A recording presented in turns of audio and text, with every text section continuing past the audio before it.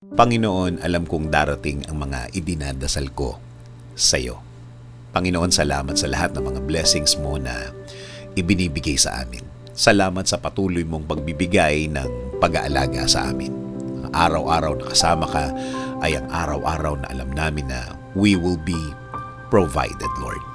Alam po namin ang sitwasyon ngayon ay problemado pero hindi kami sa sitwasyon namin nakatutok, kundi sa inyo na, Panginoon namin, na kayang magbigay ng mga pangangailangan namin, Lord.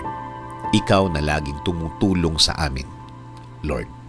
Alam namin na hindi na magtatagal ang aming sitwasyon at makikita at marireceive na namin ang mga bagay na ipinagdadasal namin na magbabago ng aming mga kinakaharap ngayon. At alam namin, hindi na magtatagal yun, Panginoon. Hindi rin kami padadaya sa aming nakikita, sa mga sinasabi ng iba na hindi na magagawa ng paraan at wala ng solusyon ang aming mga problema. Na ito daw ay mas lalala pa, na ito daw ay mas gagrabe pa, na kahit na daw ano ang gawin namin, ay wala ng pag-asa pang mabago ang mga nasa harapan ko, Panginoon.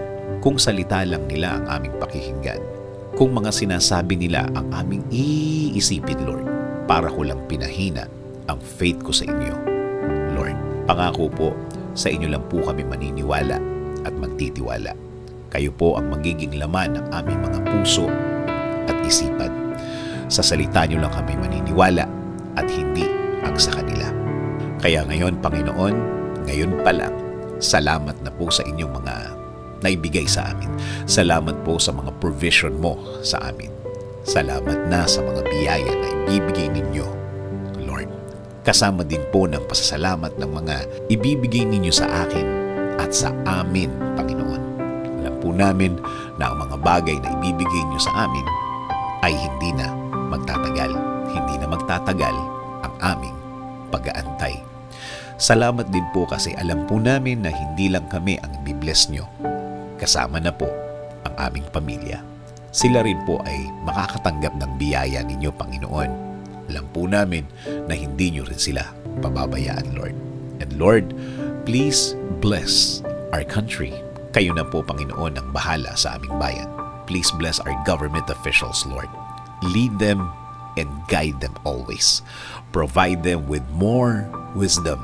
Give them the strength that they need, Lord. Lord, maraming salamat sa lahat. Sa lahat ng inyong ibinigay at ibibigay sa aming sarili, sa aming pamilya, at sa aming bayan. This is our prayer. In Jesus' name, Amen.